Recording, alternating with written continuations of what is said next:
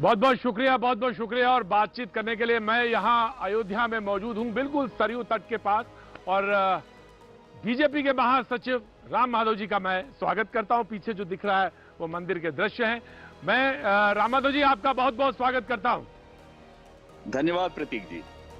पहले मैं आपके पास जी बहुत बहुत बहुत बहुत स्वागत है। मैं आपको दिखाऊं मैं आपको पहले सरयू के दर्शन करा देता हूं। पीछे राम जो मंदिर हैं उनके दर्शन करा दे, फिर बातचीत आपसे शुरू करता हूं, क्योंकि केंद्र आजकल तो अयोध्या बन गया है। तो सबसे पहले मैं सरयू दिखाना चाहूंगा। बिल्कुल मेरे बाएं तट पर इस वक्त सरयू और सरयू की धार बहती हुई है। ये वो साक्षी है जिसने तमाम अयोध्या में तमाम सारा इतिहास देखा है, और राम माधव जी इस बात का बिल्कुल हामी भरेंगे कि वो आंदोलन, वो तमाम सारे गोली चली, उसके बाद तमाम सारे राम सेवक, इस बात का वो हामी भरेंगे। ये सरयू का तट, और ये ठीक पीछे जिस तरफ मैं जहां बैठा हूं उसके ठीक पीछे वो मंदिरों की एक श्रृंखला है, आप देखेंगे। बहुत बहुत स्वागत है राम माधव जी। तो अयोध्या में मैं मौजूद हूं और मैं चाहूंगा कि पहला सवाल मैं वहीं से रखूं और वहीं से शुरू करूं। मोदी जी की प्रतीक्षा है। आज अभी कुछ देर पहले योगी जी यहां पर थे, मुख्यमंत्री, और मोदी जी की प्रतीक्षा है। लेकिन लोगों ने कह दिया कि कोरोना के इस विकट समस्या में, दौर में, राम मंदिर का शिलान्यास, भूमि पूजन कुछ ठीक नहीं है। राम माधव जी, ये राम मंदिर एक राष्ट्रीय संकल्पना का प्रतीक है। इसकी एक जारी प्रक्रिया, जो उसके वहां पर मंदिर निर्माण की एक जारी प्रक्रिया जो चल रही है, उसका एक नया महत्वपूर्ण अध्याय 5 अगस्त को होगा, जहां एक पहला नींव रख के आगे धीरे धीरे उसका काम जारी रहेगा। इसलिए उसको आज किसी कोरोना वगैरह से जोड़ने का कोई कारण नहीं है। और इस राष्ट्र के करोड़ों, इस देश के करोड़ों देश के लोग बहुत उत्सुकता से, बहुत उत्साह से 5 तारीख की प्रतीक्षा कर रहे हैं। और दशकों के संघर्ष और शताब्दियों का जो एक संकल्प, उसका एक अच्छा नतीजा, परिणाम निकलने वाला है। उसके लिए पूरा राष्ट्र आज उत्साह से प्रतीक्षा कर रहा है। लेकिन लोगों ने कहा कि बहुत सारे लोगों को न्योता की बात थी कि न्योता किसको देना है, किसको नहीं देना है, इस पर भी बड़ी चर्चा होती रही। उद्धव ठाकरे जी को लेकर तो आपकी क्या जानकारी, वो आ रहे हैं या नहीं आ रहे? हम तो यहाँ अयोध्या में मौजूद हैं, आप मुझे अपडेट करिए कि वो आ रहे हैं या नहीं आ रहे। ऐसा है, स्वयं मुख्यमंत्री आकर गए हैं। वे पूरे व्यवस्थाओं की देखरेख में लगे हैं, और राम जन्मभूमि न्यास के प्रमुख नेता भी वहां अयोध्या में इस समय मौजूद है। वो बताएंगे किन किन को आमंत्रित करेंगे। वैसे तो यह कार्यक्रम तो आप सबके माध्यम से लाइव के रूप में पूरे देश और दुनिया के सामने रहेगा। हम सब भी उसमें वर्चुअल रूप से शामिल होंगे। लगता है कि कोरोना के कारण छोटी संख्या में वहां व्यक्तिगत फिजिकल अटेंडेंस के रूप में कुछ लोग रहेंगे, पर पूरा राष्ट्र, पूरा देश भर के, दुनिया भर के राम भक्त उसमें शामिल होंगे वर्चुअल रूप में।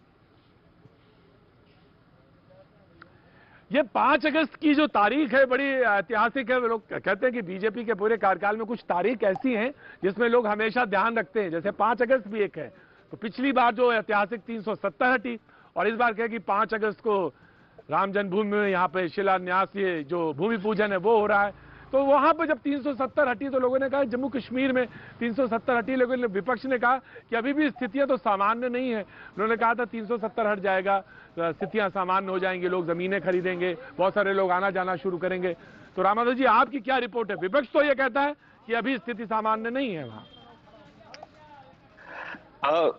वहां विकास और जनजीवन का जहां तक प्रश्न है, परिस्थिति बिल्कुल सामान्य है। वहां लॉ एंड ऑर्डर, अन्य व्यवस्थाएं एकदम सुचारू रूप से इस समय चल रहे हैं। अभी तो चलिए कोरोना का समय है, इसलिए थोड़ा बहुत लॉकडाउन और थोड़ा बहुत गतिविधि में धीमी है। अन्यथा मैं भी पिछले 1 साल में जितने बार वहां श्रीनगर वगैरह गया था, मुझे ट्रैफिक जाम्स को सामना करना पड़ा। लोग अपने गतिविधि में सामान्य रूप से जुड़े हुए हैं। और मैं ये कहते हुए मुझे बहुत प्रसन्नता होती है, क्योंकि पार्लियामेंट में जब 5 अगस्त और 6 अगस्त को बहस चल रहा था, तो विपक्षी नेता बोल रहे थे कि वहां बहुत हिंसा हो जाएगी, ब्लड बाथ हो जाएगा, सड़कों पर खून बहने वाला है। ऐसा कुछ नहीं हुआ 1 साल में। पत्थरबाजी तक नहीं हुई। लोग वहां शांति से अपना जीवन चला रहे हैं। ये एक समस्या जो लंबे समय से चल रहा है, वो आतंकवाद का वो समस्या है, उसका मैं केवल ये 1 साल के साथ नहीं जोड़ूंगा। वो पिछले 30 साल से चल रही समस्या है। उसको अगर बाजू रखेंगे, उसको निपटने का सिक्योरिटी फोर्सेस पूरे लगे हुए हैं, सफलता से उससे निपट रहे हैं। अन्यथा वहां सामान्य जनजीवन अच्छी तरह चल रहा है। और पिछले 1 साल में गुड गवर्नेंस देने के लिए, करप्शन को समाप्त करने के लिए, विकास के लिए बड़े बड़े कदम उठाने के लिए प्रशासन ने बहुत अच्छे अच्छे काम किया है। उससे भी वहां लोगों में संतुष्टि आज वहां देखने को मिलता है। रामाधर जी, तो लगता है कि जब इतनी डेमोक्रेटिक प्रोसेस अगर क्या शुरू होगी या वहां पे चुनाव की समय आपको लगता है ये माकूल बन रहा है, तो निकट भविष्य में देखेंगे हम या इस तरह के चुनाव वहां पे संभव है? ना, वैसे तो मैं आपको कह दूं प्रतीक जी, डेमोक्रेटिक प्रोसेस कभी रुकी नहीं है। वहां पिछले 2 साल में पंचायत इलेक्शन संपन्न हुए, ब्लॉक लेवल के चुनाव संपन्न हुए। लेकिन वो कह रहे हैं कि कुछ नेता तो अभी भी नजरबंद हैं, के... कुछ नेता अभी भी नजरबंद हैं, कुछ बंद हैं। नहीं, केवल महबूबा जी के ऊपर पीएसए है, ऐसे 1-2 लोग छोड़कर बाकी सब लोग इस समय फ्री है। भाई मेरा तो उल्टा प्रश्न है, पिछले कम से कम 6 महीने से बड़ी संख्या में पीडीपी के, एनसी के, बाकी सभी के नेता, एक्स एमएलए, एक्स मिनिस्टर सब फ्री है घाटी में, पर बिल्कुल घाटी में राजनीतिक गतिविधि में बिल्कुल दिखते नहीं है। घर में बैठे हुए हैं, ट्विटर और फेसबुक के पीछे छुपकर अपना राजनीति चलाना चाहते हैं। जनता को जब उनकी मदद की जरूरत है, आज वो उपलब्ध नहीं है। वह टेररिज्म में कोई मरता है, उनको देखने के लिए कोई नेता जाता नहीं है। हमारी पार्टी का छोड़ो, कांग्रेस का सरपंच मारा गया, कांग्रेसी जाते नहीं उनसे मिलने। वे लोगों को मुश्किलात है, तब अगर नेता उपलब्ध नहीं है तो ये नेता है किस लिए है? सत्ता आया तो सत्ता का भोग के लिए बैठे हुए हैं। आज परिस्थिति सामान्य है, फिर भी एक एनसी नेता, पीडीपी नेता नहीं आ रहा है बाहर। या तो दिल्ली में बैठते हैं या ट्विटर और फेसबुक के माध्यम से जनता का दर्शन देते हैं। आज हमारे पार्टी वाले खुलकर घूम रहे, हम घूम रहे हैं। परिस्थिति सामान्य है। मैं चाहता हूं कि राजनीतिक गतिविधि में सभी दल आगे आए, सामान्य राजनीतिक गतिविधि वहां चलाए।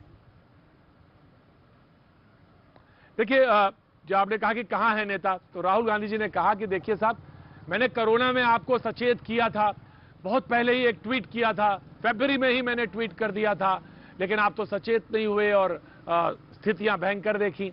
अब वो ये कहते हैं कि मैं चाइना के बारे में आपको सचेत कर रहा हूं, लेकिन आप सुनना ही नहीं चाहते, देखना ही नहीं चाहते, तो मैं कैसे बताऊं? राहुल गांधी जी का ये ट्वीट है। नहीं, पहली बात तो कोरोना के खिलाफ के संघर्ष में भारत ने बहुत अच्छे ढंग से इसकी स्प्रेड को नियंत्रित किया है। भारत 130 करोड़ लोगों का देश है और यहाँ का जो जिसको पॉपुलेशन डेंसिटी कहते हैं, वो डेंसिटी अमेरिका की तुलना में बहुत ज्यादा डेंस लोग है। फिर भी हमने आज भी इसके स्प्रेड को बहुत नियंत्रित किया। 7-8 राज्यों में इसका ज्यादा स्प्रेड है, व्यापक देश में इसका स्प्रेड नहीं है। केसेस सब जगह है। मैं इस समय उत्तराखंड में हूं, यहां भी कुछ केसेस है, पर यहां व्यापक स्प्रेड नहीं है। इसको नियंत्रण करने में हमारी जो सफलता थी, इसको भी दिव्य ज्ञानी, बहुत बड़े विजनरी नेता, ऐसा अपने आप को मानने वाले राहुल गांधी जी को समझना चाहिए। अब उनका दिव्य ज्ञान, उनका जो बहुत आगे देखने की स्थिति है, वो थोड़ा कांग्रेस की हालत को भी तो देख ले। तो इसलिए आज चीन हो, कोविड हो, इसको अच्छी तरह हमारी सरकार संभाल रही है। राहुल गांधी जी पहले अपने पार्टी की चिंता करें, वो ज्यादा आवश्यक है। आपके पहले का बहस में देख रहा था, पार्टी का कोई दशा नहीं है, दिशा नहीं है, उसकी चिंता करे। देश की चिंता मोदी जी अच्छी तरह कर रहे हैं और देश की जनता मोदी जी के साथ है।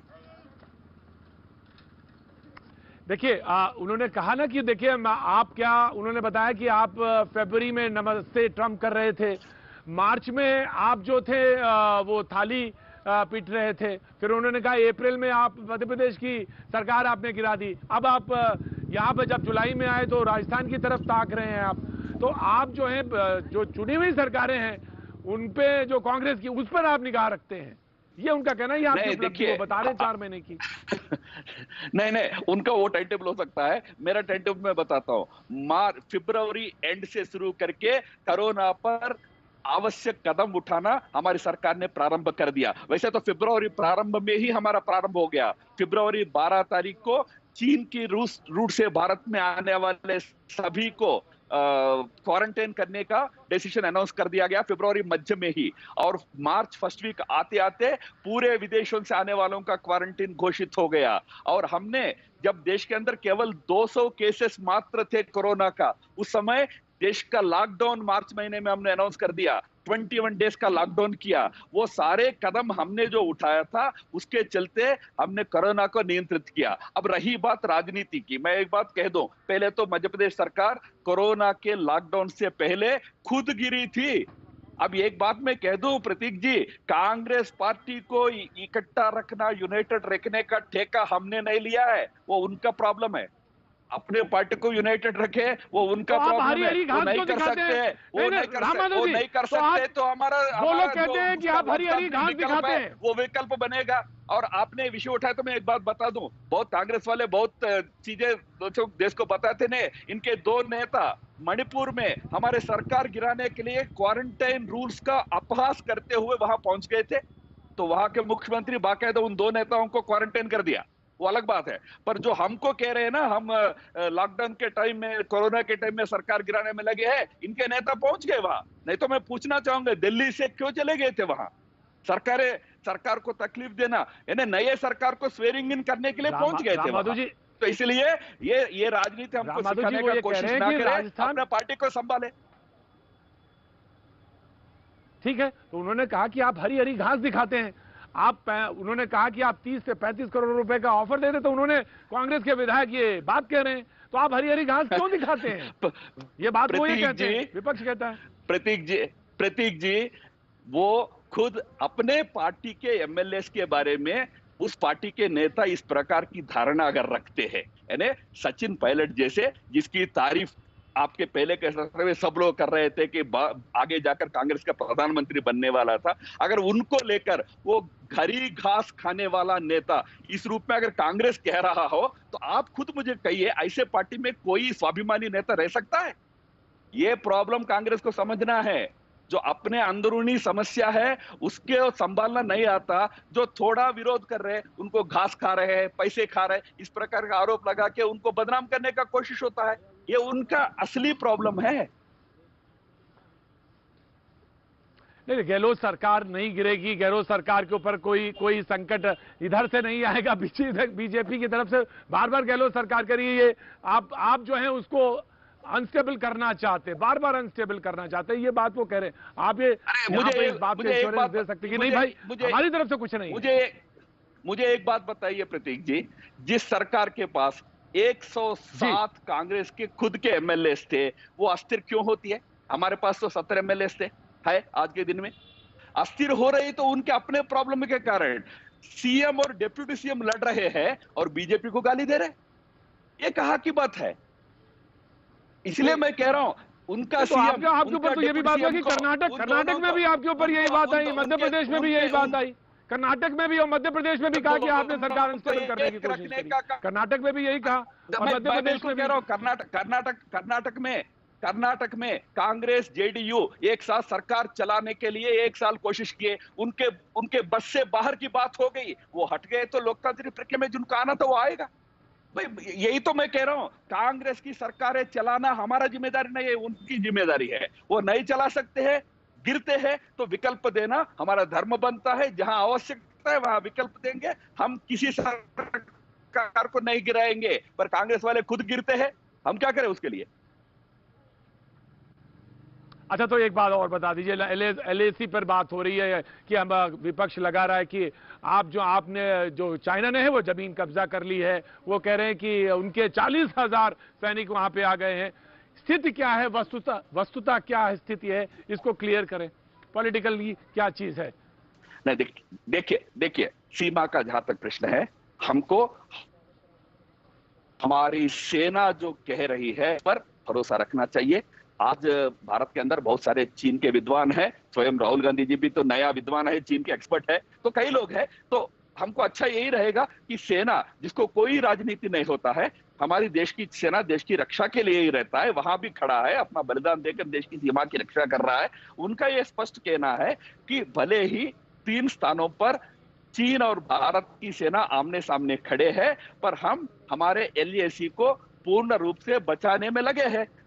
दोस्तान अभी भी है, जहां आमने सामने हमारे दोनों सेना खड़ी है। बिल्कुल जो आंकड़ा आप बता रहे हैं 40,000 50,000 एकदम झूठ है। इतनी संख्या में बिल्कुल नहीं आया है। थोड़ी संख्या में एक पांगांगसो लेक में और पेट्रोलिंग पॉइंट 17 पर चीन की सेना आज हमारे सेना के सामने खड़ी है। हम और वो एक आधा किलोमीटर दूरी पर खड़े हैं। हमारी सेना बिल्कुल संकल्प और निष्ठा के साथ हमारे एलएसी की रक्षा में लगी है। उन पर भरोसा रखना चाहिए। जी थैंक यू राम माधव जी। आप हालांकि देव स्थान में मौजूद हैं उत्तराखंड में, लेकिन मैं कहूंगा 5 तारीख से पहले किसी दिन यहाँ सरयू पे आएं, स्नान करें और यहाँ का आनंद लें और भगवान के दर्शन भी करें। मैं आपको तो यहाँ मैं देता हूँ निमंत्रण, आइए तो अच्छा लगेगा, लेकिन आप हमारे साथ समय दिया, साझा किया, बहुत बहुत शुक्रिया। Thank you so much. Thank you so much. धन्यवाद, नमस्कार।